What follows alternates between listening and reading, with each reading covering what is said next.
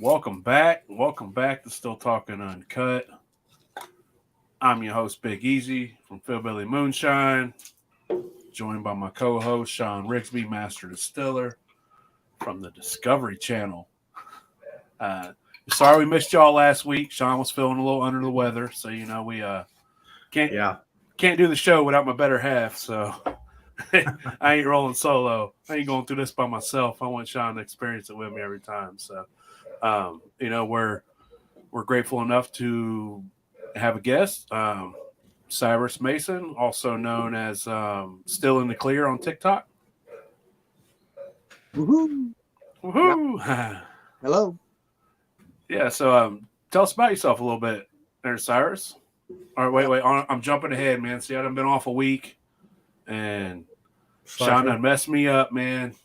What you drinking on over there, Cyrus? Actually, you know what? I was kind of setting up at the last minute. I didn't even bring a drink with me. I guess I do have some white wheat that I haven't blended yet, though. It works for us. Tell us about that white wheat you got over there. That's for the showdown, the Okay. competition, and me and my competitor, we decided to do a white wheat whiskey. So, Nice. Is that 100% white wheat? Is it all white wheat? no, it's wheat, and I don't know. I might have misunderstood the meaning of white wheat because to me, when you say something is white, that means it's unaged, unbarreled. So I used regular. I actually used Red wheat. I used wheat from Sticky Creek Malts. He's got an apple smoked wheat. And Is that John Miller? Is that who that is? Yeah, that's right. Okay. Yep. And I used his. I also got so we did 55% wheat, 35% barley, and then 10% rye. Nice. I like wheat. I talk about it all the time. I like wheat. I like me a red wheat. I like a red wheat. No problem with white wheat. There's a good strain of Ohio white wheat out there that is really nice. Yeah. What you drinking on over there, Sean? Well, what you washing down whatever the hell you're eating on with a Busch Light? I already knew it was a Busch Light apple. It's always a damn Busch Light apple. What are you going to do when they don't sell it anymore? You going to take up beer making and make your own? No, I'll just flavor the Busch Light as apple somehow. Okay, don't put a little apple juice in there and just call it a day, huh? I don't know about apple juice, but we'll figure something out. But no, I'm sipping on that, and also Jimmy Jax's Cooper Creek's watermelon. Nah, man, It's a collaboration. Go ahead. I ain't tried the watermelon. Yeah, it's a collaboration with Rodney and Margie. Okay, It's pretty good. It's go ahead. I had their peach. I tried their. Mm-hmm. It was their peach when we was out at Tuck and Reg. You had some in the car. Like, you want to try this? Like, hell yeah, do I want to try it? Pass that over here. Yep. This is I think it's like 50 proof. Yeah, it's 50 proof. It's not bad. It's watermelon. So it's a sugar shine, but it's flavored. Yeah, post flavor. Yep. It's all about that. All about them dollars and cents, man. That's what makes that money in distilleries. I get it.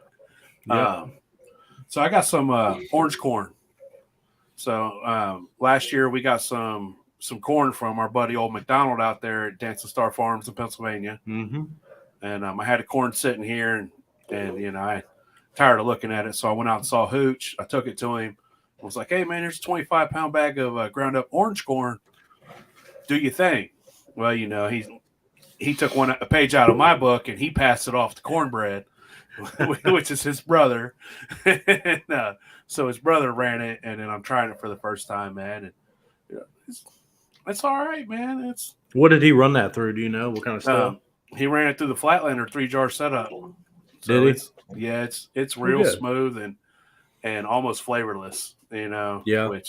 But that orange is different. You know, it's different than the Bloody Butcher. It's different than your regular yellow corn. It's just I kind of like it, man. So Cornbread, if you listen to this, well done, Hooch. Well done passing the buck, bro. I'd have done the same thing. So, all right, enough about now. It's back to where we was. So Cyrus, how long you been making moonshine? A long time, since I was a teenager. That's my first taste of it. I had an uncle or a great uncle that did it, and so he would let me watch and help some, and I got to spend some time with him in the summer, and that's when I would be helping him as much as I could. You know, that was the first of it, and then went a while without doing it, and then got back into it, and then a few years back started trying to teach other people how to do it. Yep, there's so much information out there, good, bad. You know, that's like I always tell people, I'm like, if you're listening online, you really got to take everything with a grain of salt. Yeah, you know, because everybody just doesn't. I mean, go ahead. Here's what I think about it. Like, there's a shitload of different ways. I'm sorry about what's going on. There's a. You're not. You say what you want, man. It's explicit upload, so okay. You cuss all you want. So there's just 1,000 different ways to do it, you know. And who am I to judge if someone else's way is better or worse than my way? And so what I do is I teach the things that I know and learn.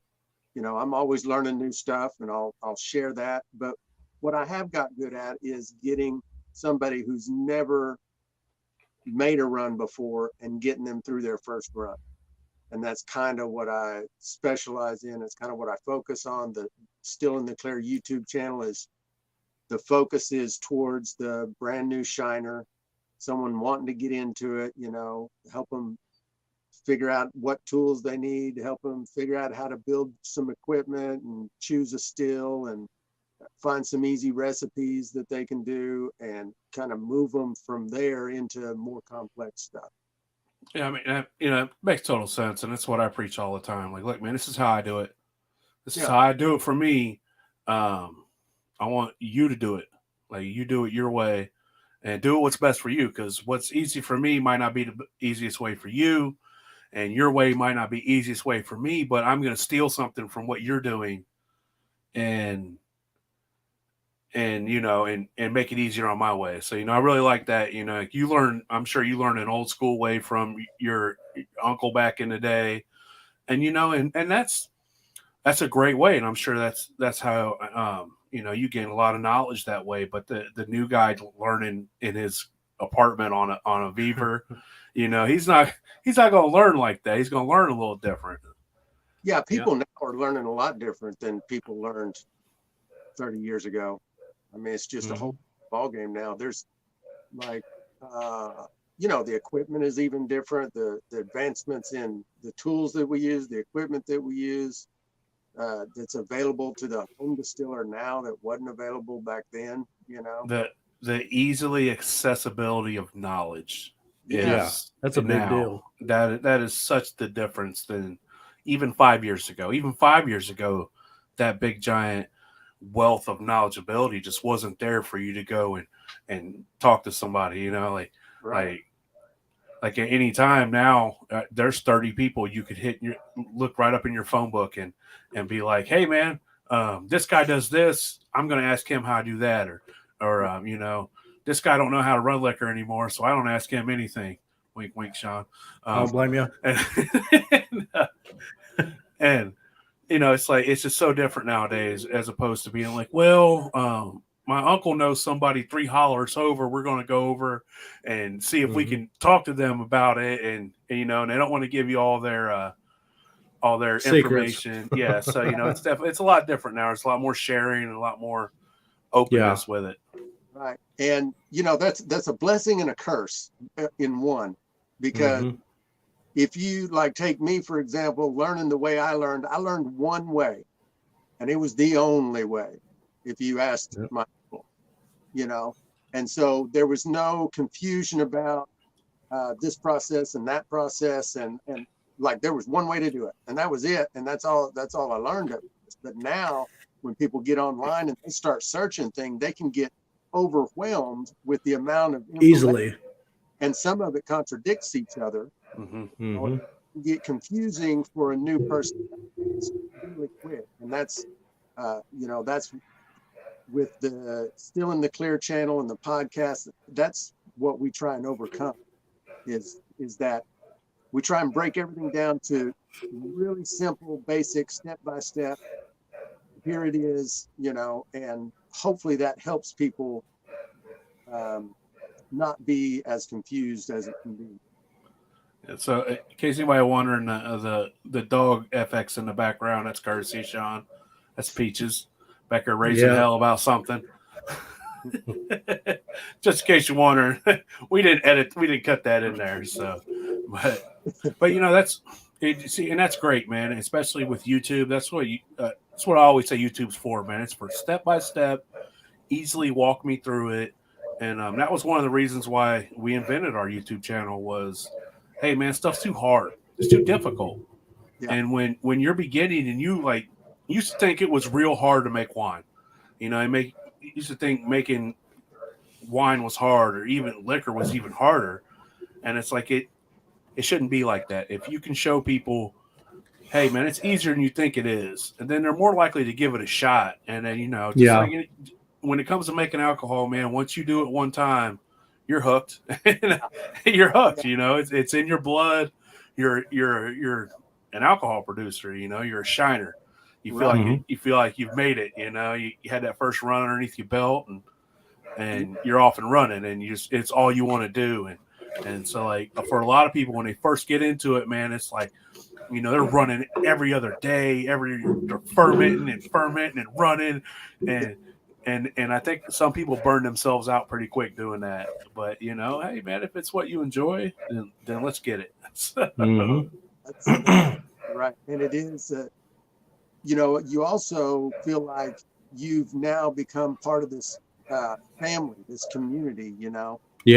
It's a big deal. Like our Moonshine for Beginners group that we have on MeWe, there's somebody every week making their first run in that group, and there's a lot of pride. They're feeling a lot of pride because they're making their first batch, and then the group as a whole is feeling a lot of pride because we feel like as a family we helped them get there, and it's a lot of fun. And I all day long, I get so many messages through Facebook. So many messages through Facebook. Hey, this is my first time. I'm doing this. I'm having this problem, and it's like, hey man. And then a lot of them are like, man, I'm sorry. I feel like I'm bothering you. I keep asking you. I feel like these are dumb questions. It's just like, look, man, you're asking the same questions that I would have asked if I had somebody to ask when I first started. That's so, right. I'm grateful and I'm honored that you're asking me, and I can tell you what I think, and you're listening to what I think, which really surprises me because I'm dumb. I mean, they're all the same questions everybody asks. With the beginners group, the new people that come into that group that start asking questions, they're asking the same questions we've answered over and over and over. Yeah. And there's nothing wrong with that. We're happy to do it. And some of these groups where they get to where they're like, oh, that question gets asked 4 times a day. Go look it up. It's like, man, just answer the man's question. It takes no time. It's what y'all were in the if y'all were in the forums today, that's what it was like. I mean, it's hard to get information. Yeah, I remember the old forums, and because that was what you would get. They would say, "Go look it up." Yeah, Google it. It's like I don't want to Google it and get so much conflicting information that I have no idea what's going on. I just want somebody to tell me what they think, and then I can go from there. Yeah.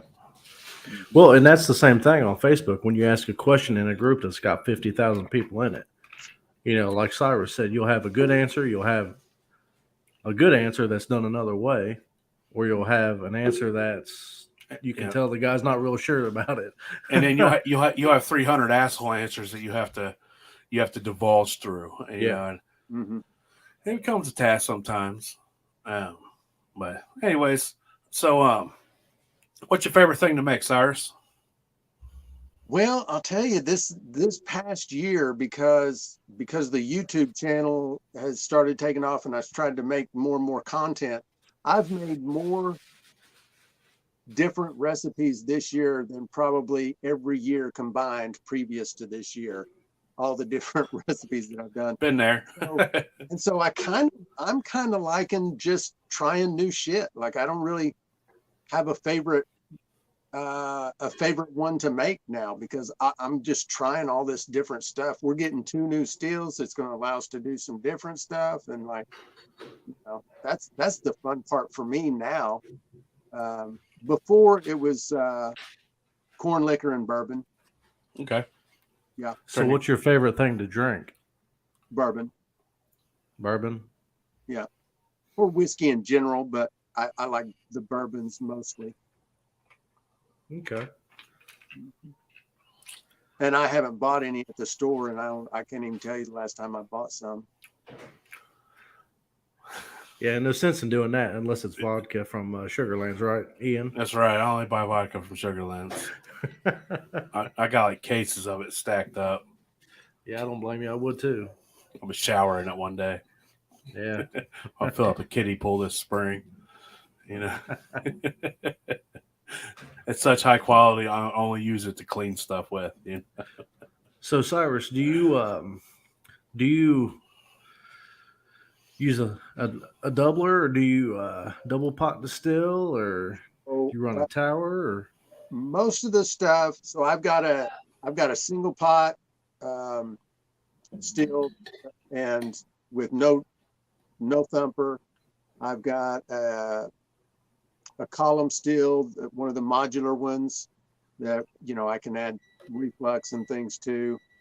And then we've got, we built a keg still with just a standard column. Right now it's not even adaptable, but I'm gonna make some new things for that. And then we're getting an alembic still, which I'm pretty excited about. I've never ran one of those. And then I'm getting a new still with a thumper that's going to have the infusion chamber. Nice. I quit using thumpers quite a while back, but now I'm excited with those infusion chambers. Now I want to get back into it. Yeah, those infusers are nice. They definitely change things. That's what I was thinking. It's like, man, that totally changes the way you'd run a thumper. Like, it does. It does. Like, I want to get back in. I did a 50-gallon run of banana brandy right before the jam, and yeah, I swear that my last jar at 100 smelled and tasted as good as my first jar at 155, just from being able to just keep putting that flavor and smell and everything that you want throughout your run. It's a game changer for sure. It's one of those things that it's here to stay, and there ain't no going back. Kind of like a bypass. Yeah, that's right.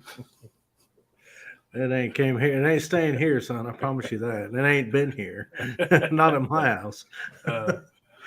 But it's cool to be a part of and witness things that are they're game changing, or revolutionary to how moonshine is made, and to be a part of it, and when it started, and to know and experience the actual changes that you get with it is, it's cool to be a part of. Yeah, the innovations. I was talking to Alan Bishop. I did a show with him, and he was saying that most of the innovations he sees in the commercial distilling world come from home distillers, which surprised me. I believe it.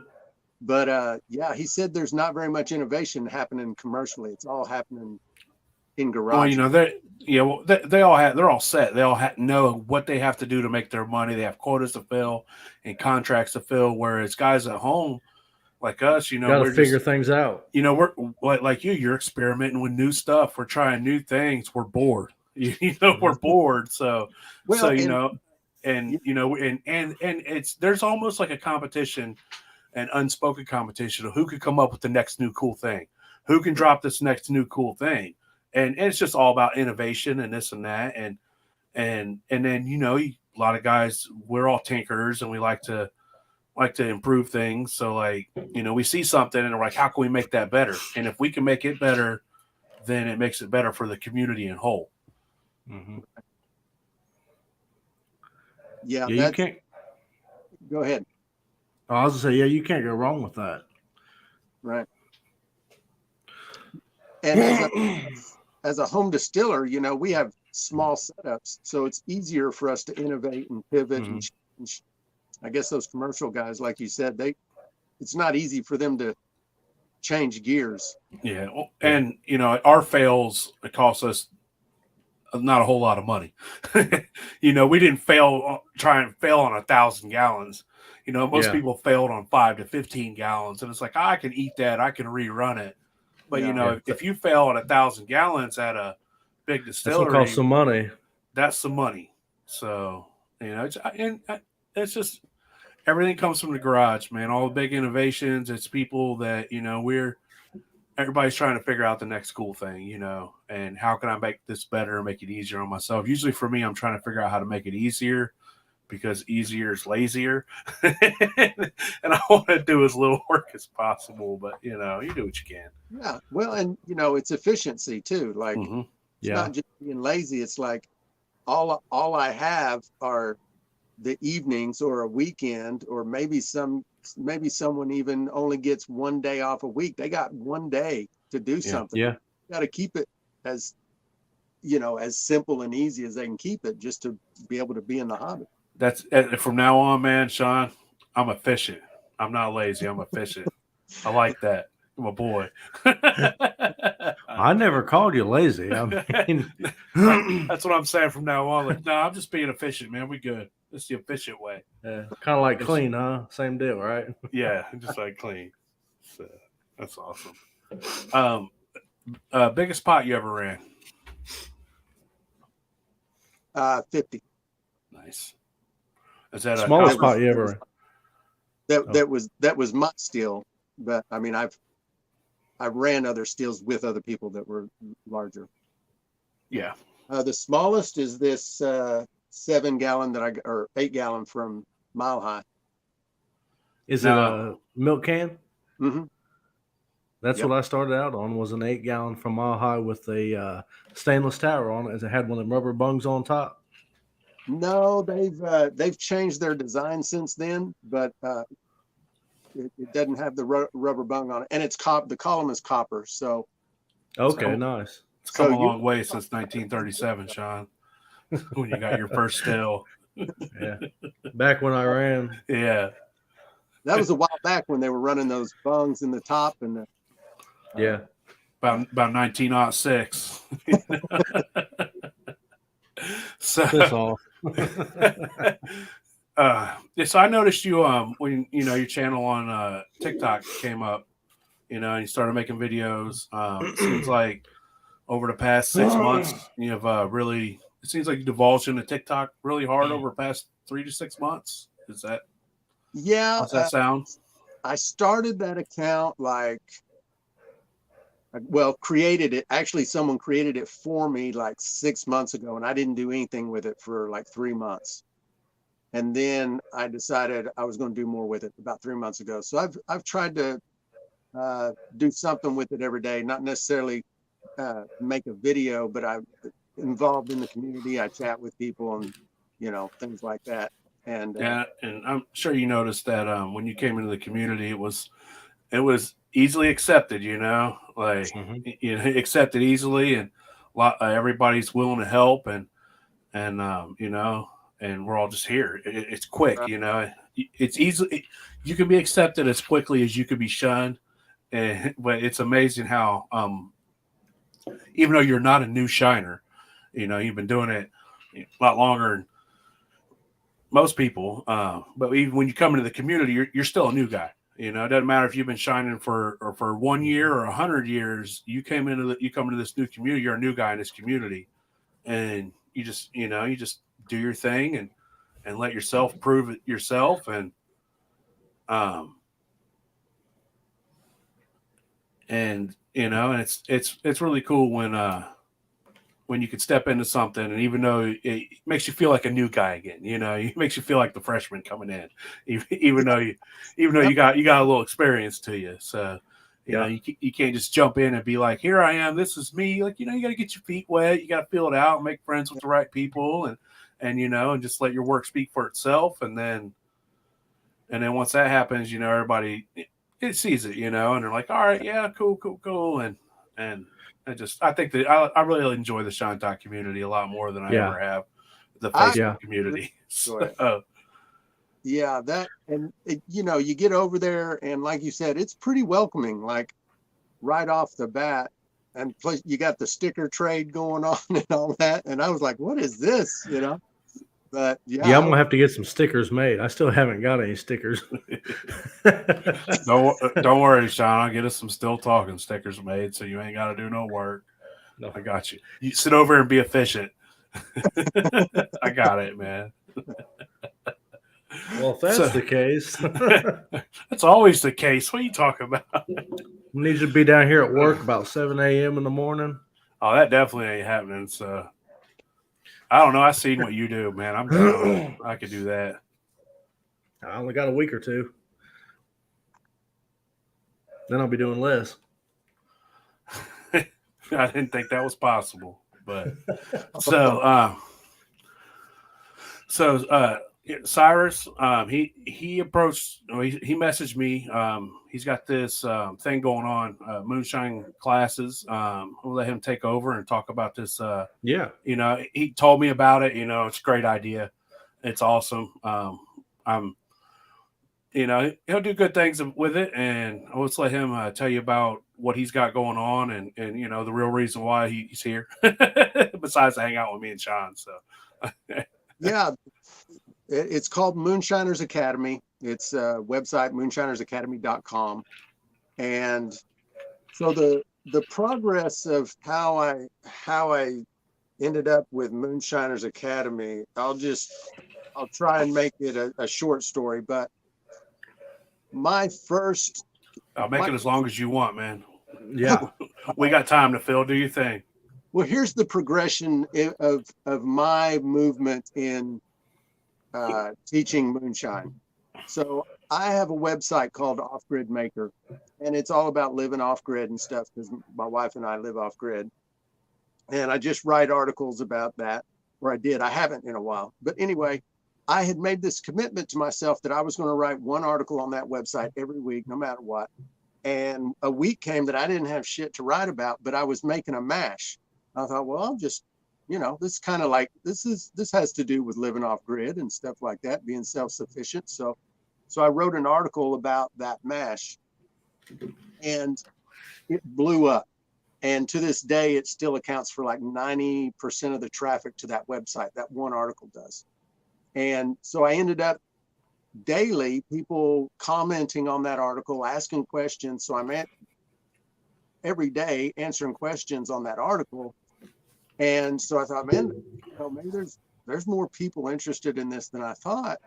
And so I created the Moonshine for Beginners group over on MeWe as a way for people to go over there and talk with each other and ask each other questions and things like that, basically to kind of take some of the load off because I was so busy answering all those questions. And so I did that. And then when we created that Moonshine for Beginners group, realized that we were having the same questions all the time, same questions getting asked by the people new to the hobby. And so I thought, I'm going to create this podcast just to be able, like a short form content podcast, 8 to 15 minutes per episode, where I can just tackle one of those questions each week. And so I created the podcast. And then from there, I thought, a visual would be good because I can do some how-to stuff with a visual. So then I created the YouTube channel.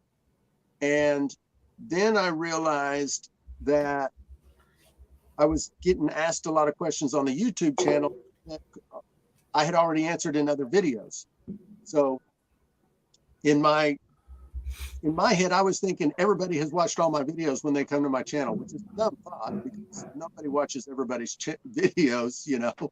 And so then I realized what we need is a step-by-step course so that someone can get the issue of not finding the right information at the right time. A lot of times people jump in and they're learning about, you know, starch conversion, and they don't even know what PPG is and all kinds of things. So the people, when you just get on the internet and start searching stuff, you just end up learning information in all kinds of orders that are incorrect. Like it's better for you to learn things in steps and get information in a step-by-step progressive kind of manner. You know, And not everybody learns the same, so you know, it makes sense. And so I thought that a course would be good. So it took me a while to figure out how I was going to kind of incorporate that. I tried doing playlists on YouTube. I thought that would solve the problem, but it really didn't. And so we came up with the idea of Moonshiners Academy, so that someone can go and pick their course and they'll get all the information for the goal of whatever that course is. Like, for example, my first course is for the person who hasn't even made their first run yet. So if somebody takes this course, by the end of it, they will be sipping on their own whiskey. You know, that's the guarantee of the course. If you haven't made anything yet and you're confused about all the information that's out there, take this course, 5 modules, 14, 15 different lessons, and take them in order. And by the end, you're sitting there with your own jar of whiskey.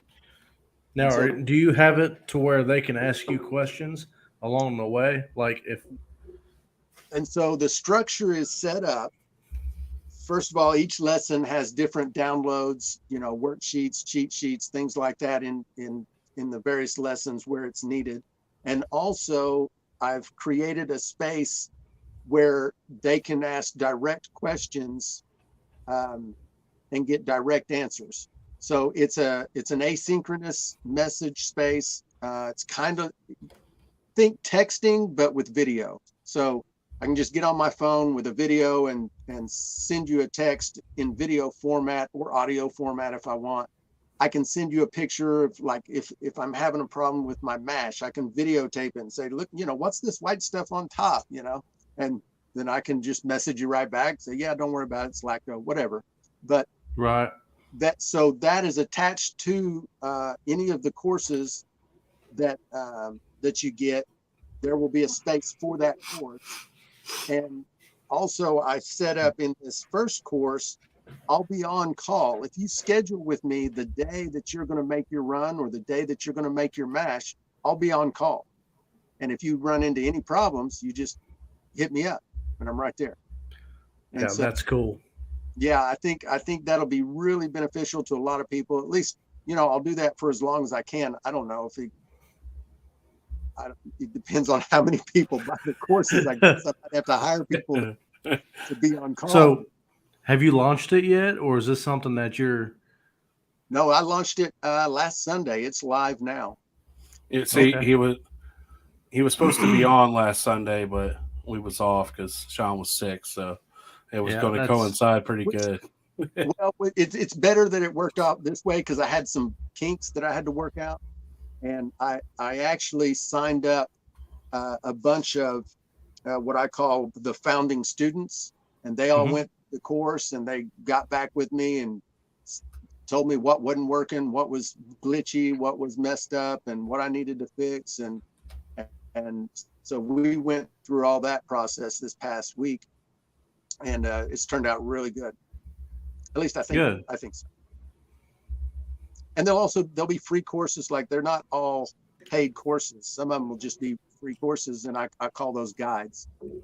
Just a simple guide. Like the one I have on there right now, which is the free guide, is how to choose your steel. Like, if you haven't even bought a steel yet and you don't know you know, you're shopping for steels and there's a million different kinds and you don't even know if you want copper or stainless or reflux or pot steel, or you haven't even figured all that out. Well, I've got a guide that takes you through 4 different questions to get you to the point where, okay, this is the kind of steel you want. And then here's a page of all the kind of steels you can get that are in this category that fits what it is you want to make. So everything about the academy is what I'm trying to do is just help get people into the hobby. That's my goal. Yep. As many people shining as I can, because ultimately, if we can make a whole bunch of shiners, they're going to have to change the laws eventually. Yeah. Well, see that, and that's what, you know, I feel like that's great that you're doing that, because, you know, you can't teach everybody to be a professional. You know, you got to let them take off. You know, once you learn the basics, then they can learn to do whatever else they want and Exactly. go whichever direction they want to go. Exactly, You know? because some of the most fun you have in this hobby is all the experiment, but you Yeah. can't do that on your first run. You need something proven, you know. Yeah. Yep. Hell, I think it took me a good while before I could run something that was worth drinking. I mean, But honestly, you know. for a decade, I ran only one recipe Okay. Yeah. because, you know, I was taught that nothing else was considered moonshine. If it wasn't, you know, if it wasn't corn liquor, you know, it wasn't real moonshine. You know? Yeah. That's just kind of the old timer saying that, you know. But so yeah. So when it comes to yeast, are you real particular about that, or are you a bread yeast guy? Do you like distiller's yeast, or So I like a daddy yeast. Well, for what I do now, which is teaching beginners, I like a daddy yeast because I call daddy yeast the Glock of the yeast world. Like it will go. You know, you're not going to have a bunch of problems. It's not finicky. It wants to do the job that it was designed to do, like a Glock. You know, it doesn't care what kind of ammo you put in it. Doesn't care. Just get the job done. And so I like daddy for that purpose. And then, of course, if I'm making different kinds of things, if I'm these or high gravity stuff, I want to switch up, and there's some other yeast supplements, the Lavalins and things like that. mm-hmm. I think that Datey is real good for beginners. Like you said, that shit will ferment anything. It'll ferment anything. So As long as you're not trying to get up there above like 13-14% with your ABV, it's going to do it. yeah, and you know, Yeah. we never recommend that high for especially for 10%. beginners. Yeah, you know, like get you 10%. You'll be glad you did. Right. Oh yeah. So are you a conversion man? You add sugar? Do you do both? I do all of it. I do all of it because, you know, like I said, I'm teaching people. So for the beginners just starting out, I want to teach sugar wash. That's the easiest way to go. Yep. And then ease them into The grain. malted grain conversion. You know, do some liquid enzymes. Do a high temp enzyme with a malted grain, and you know, you just ease people into those processes. Mm-hmm. Keep it simple early.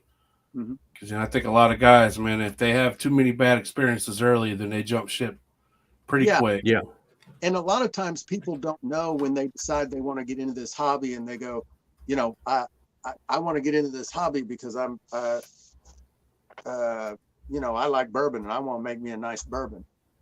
And well, you've chosen a pretty complex recipe. But, you know, I guess if you're going to come out swinging, man, come out swinging. yeah, So, Jump in head first, you know. first few times, which, like you said, if you get too many fails under your belt early on, you're just going to give up. So Yeah. I would recommend people start with a really simple recipe, which I have one I developed that I've been using for like 4 years teaching people. It's super simple. It hardly ever fails. And, you know, do this one first. yep. I always push Uncle Jesse's. Always push Uncle Yeah. Jesse's simple sour mash first. Yep. That's a good one. So, yeah, Uncle Jesse's, the Bird Watchers, those are all Yeah. good recipes to start with. Yep. I call mine the super simple beginner mash, is what I call it. Now, what exactly the Bird Watchers? I know that's a sugar shine, right? Yeah, it's just Is that tomato paste? tomato paste. Yeah. Okay, yeah. Yep. And so that's kind of what I do. Keep everything as simple as I can keep it. I teach all the formulas and I teach them in the simplest way that I know how to teach them, so that people can start learning how to calculate their mash bills, learning the degrees Lintner and the diastatic power and the PPG and all that. And I try to keep it just as simple as I can. Good. And the next course is going to be a bourbon course, because I did a survey when I was launching, and I had about 300 people fill out the survey. And when I asked what kind of recipe would you like to see me build a course on, bourbon was the winner. Mm-hmm. That's what most people drink. Most people drink bourbon. Yeah. Yep. Most people drink it. If I were to sell alcohol, that would probably be a route to go. Oh, as absolutely. bourbon. That's what people buy. Yep. I don't know. It's just that's what everybody drinks. It seems like. Yeah, it's just popular right now. Like in my mind, like I like bourbons, but to me, it's just a whiskey like other whiskeys. It's just made a certain way. Yeah. But I love. Yeah, me personally, I don't like wood. But that's just me. But I don't know. I like tasting what it's made of. You like your liquor clear. Yeah. Yep. Yeah. Okay. Yep. But I can always appreciate good liquor. I mean, whether it's a bourbon, whether I like it or I don't, I can appreciate it. I can you can pick it out. You can pick it apart a little bit, even if you don't like it. You can still see the enjoyability of it. Sure, yeah. It's kind of like when you're out of beer and someone says, "Hey, you want one of these blue ribbons?" Yeah, love that. Yeah, man. 6 beers in, sure, why not? Hell yeah, we do. Hey, when the engine's already primed, man, it'll run off anything. So you don't get picky, man, especially if it's free. That definitely takes it down. You're like, hey man, I don't care what it is. Pass that over here. So, well, before we get out of here, let's talk about you paired with Copper Still Co. for a raffle. That's out. I wanted to bring that up because I haven't got to talk about it a whole lot, and I figured since you're here and you got with him and you helped kick that off, and he talked about it. Adam did talk about it when we had him on his episode, but that was a while ago. So if you just want to, and it's getting closer to the draw date, so if you just want to throw that little bird back out there in everybody's ear, then go right on ahead. Yeah. So me and Adam with Copper Still Co. and John Miller with Sticky Creek Malt. It was actually John Miller's idea. He's the one that came to me first and said, "Hey man, we need to help these people over in Kentucky, the flood victims over there in Kentucky." And he lives over in that part of the world, and so he saw a bunch of it firsthand and knows a bunch of people affected by it. And so he's like, "Man, we can, we got to figure out what we can do." And I said, "Well, I know a guy that might want to do something like that, So I got a hold of Adam, and so yeah, Adam's building 2 different stills to give away. He's giving away a 10-gallon still and a 3-gallon still, and we're raffling them off. Site, if you want to go check it out and buy some tickets, the site is copperstillraffle.com, and tickets are $5 and $10. Buy as many as you want.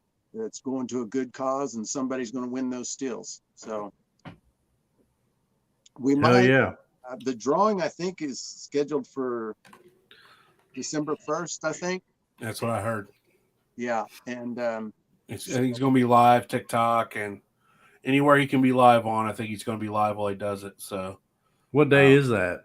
December 1st. Like what weekday? Oh, let me look. Now because I mean, if it's my computer is showing that it is Thursday. Nice, that's a good day. Wednesdays and Thursday evenings are always good for viewers. So just think about that. Like Wednesday and Thursday evenings are always good for viewers. Fridays and Saturdays, not so much. Everybody's out getting hammered with their friends or doing stuff with the family. Wednesday and Thursday nights, man, they're big viewership, big viewers, especially for videos. You want to upload a video. Maybe we ought to change the night we're doing this then. Shit. Nah, man, we're good. Sunday night's where it's at. We're good. We don't have to compete with nobody, you know. It doesn't matter if, if you see the drawing or not. It's not like you have to be watching the live to claim your prize. Yeah. Right. But, if you're watching and you win, you're like, yeah, I won. That's right. I know if I won, I'm just going to re-raffle it off. Yeah. That's an awesome idea. So, So do you like to I know change the subject here. Oh, you're good. I think we're past that. We're on to something else. You're good. Hold on before. Yeah, go ahead. I want to go right back to Moonshiners Academy for 1 second, because I did create a coupon code for your audience. The coupon code is StillTalk-20. You'll get 20% off. So just that's for your audience. What is it again? StillTalk-20. I'm putting it in the show right now. Yep. Yeah. Okay. Now go back with what you're saying.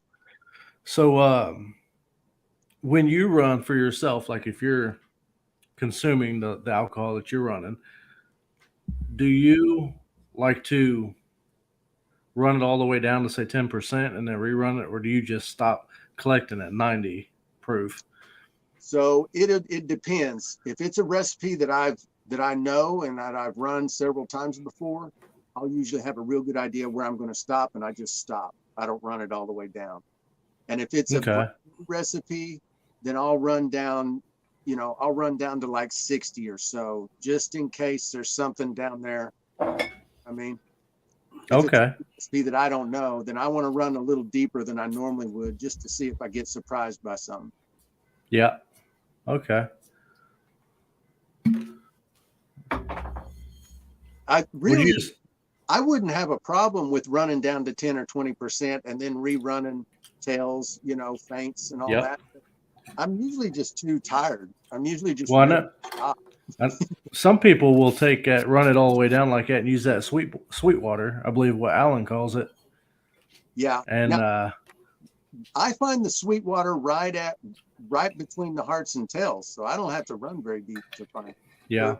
My understanding of the sweet water, what in my head says, that's some sweet water. Yeah. But before I had found that, and it was actually Old School that was the one that told me that. Before that, I had always thought that Sweetwater was down around the 20% range, and I had searched for it many times and never found it. Yeah. It was like elusive, but I was just looking in the wrong spot. Yeah. Yep. So what else you got, Ian? Well, I think that's it. They were coming up on 50 minutes, It was a pleasure having you on, Cyrus. Look forward to following along, man, because I always follow along and seeing what you got coming up and what's going out, and I look forward to checking out your Moonshiner Academy. Yeah, maybe Sean will use the code and learn how to make liquor. You're damn right. He could definitely needs to learn how to make vodka. I still ain't made that yet. One time in my life. Maybe I can talk Greg to doing it here soon. I should also mention something else that I think people would be really interested in, especially people that know Adam over at Copper Steel Co. Because we're going to have different instructors on these courses. Like, I'm not going to be the only one doing them. I'm going to find people who specialize in certain things to do courses, because first of all, I don't know everything, so there's no way I could teach everything. So I'm going to find other people that are going to do courses. Alan Bishop is going to do one for me, but Adam is going to do a steel building course that is going to include a DIY copper kit. that you Nice. put together yourself, and then his course teaches you how to solder and all that. And if you want to learn how to solder from somebody, yeah. Adam, his work is beautiful, man. Like, it's incredible. It's like, incredible. Yeah. It is. It's work of art. Like, you would think he's been doing it for 60 or 70 years, and you'd think he was an old man doing it, and it's all he's done his whole life. And it's definitely, you can definitely tell that he is a master of his craft, and he puts in the effort to make sure that it is the best quality that you could imagine it could be.